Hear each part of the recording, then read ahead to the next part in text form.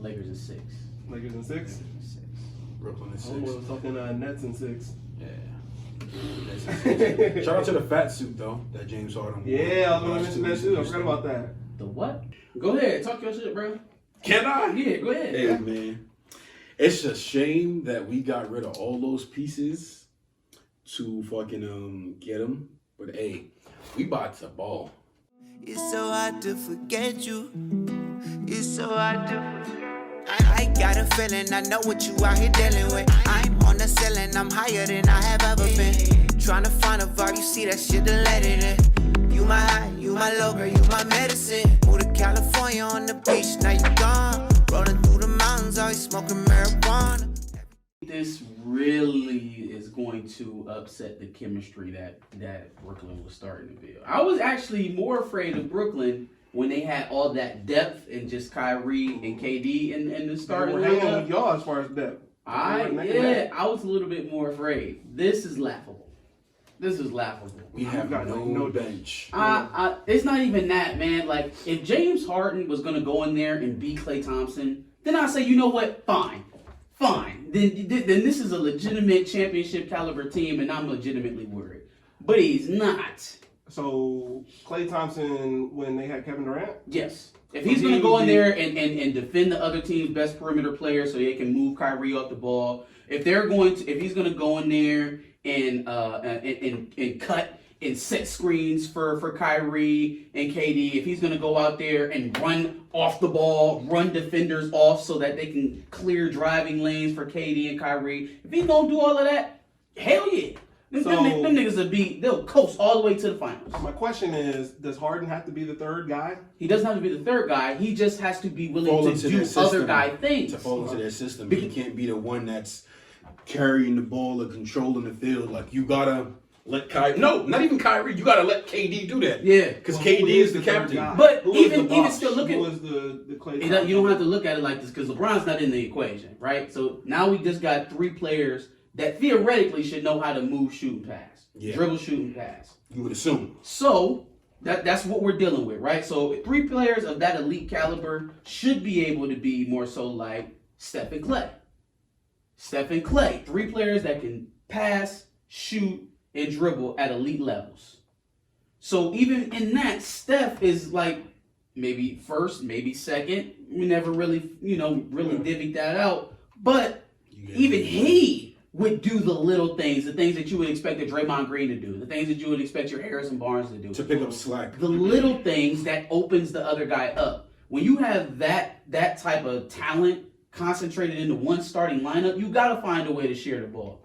You have to. But somebody usually sacrifices, is my question.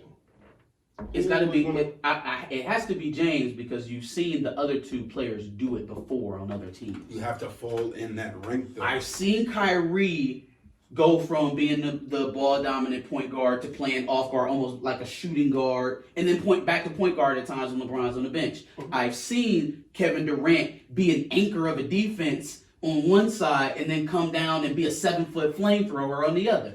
You've seen him kind of pick his spots to do different little things, setting screens, running pin down screens, running backdoor screens. Like, all that shit takes effort. And that means you have to run hard as fuck every time down the court to sell it, to make people respect it. That is not the type of player that James Harden is, at least not now. Maybe you caught glimpses of that in Oklahoma City. That's definitely not who he is now. He was today. And he's shown a complete disinterest in doing any of that with any of the teammates that he had previous to now. So why am I to believe now that he's playing with KD and Kyrie it's going to be different? Fair enough. Why am I to believe that? Man. I can't wait to play the goddamn Nets. So they actually just played, was it last night? And Harden dropped a 32-point triple-double. KD dropped 42. So how does this look when Kyrie comes back? Like I said, We'll see. We'll see. We'll see. Sure. Don't get me wrong. They're going to win a lot of games. They're going to win a lot of games just because they're by virtue of their talent. But when it's time to start getting stops and then coming down and getting not fast break buckets, but possession buckets after possession bucket after possession bucket to in play the playoffs, orchestrated team ball. We'll see. Now good. we'll see for real. Let's see you play against Miami in the playoffs. Let me see that. Now that's one team that you're not just about to isolate James Harden, isolate KD, isolate Kyrie. Hell, even every touchdown Boston. in the church. Even Boston, though. If you think Boston, about it. yeah. Boston is another one of the teams. You're not just about to isolate them to death. You're going to have some sort of a Get bye. Bradley Beal, so. Another thing we're not thinking about here is goddamn Steve Nash. These don't even tell Steve Nash when they about to leave nowadays. So how is he Niggas hit the supposed group to chat. get these egos together? One other question, my last question. So we got the Nets gave up a lot to get Harden. Karis LeVert went to the Pacers. Oladipo went to the Rockets. My name's in Houston now. Yeah. Who won the trade? Or who's going to win the trade? Well, Houston. Houston won the trade. You think so? Hell yeah, because Houston got like 11 picks out of this. Okay. They got like 11 picks out of this, and they got an all-star in Okay. Oladipo. So Houston got a future. If he stays. Houston got a future. Brooklyn got current. Indiana. And then they got Karis LeVert. But They got a even nice then, little young core. Yeah. Karis LeVert, Miles Turner, Sabonis. Sabonis. Do they still have Brogdon over there? I think so. That's a nice young team. I think the ultimate winner is going to be Houston, though, because Houston's going to be picking in the lottery for the next decade. They're going to be able to rebuild while still having a John Wall under contract. If they re-sign Oladipo, they'll still have him. They'll still have maybe not top 10 in the league type players, but they'll have all-stars that help them stay afloat to at least make them an attractive free agency destination. Yeah. Right? And then with all them picks and a few all-stars, you got assets. You can make moves. So they didn't completely implode like Oklahoma City or, Indiana. Indiana now is in rebuild mode. So, It's a pretty decent rebuild mode for them, though. I mean, it was quick, but they haven't really gotten back to where they were with Paul George, which at his peak, that was Eastern Conference. what about the nigga championships before left. Paul George? What was his name? Danny Granger? Yeah. He never really did know with Danny Granger. They didn't. Because he got hurt.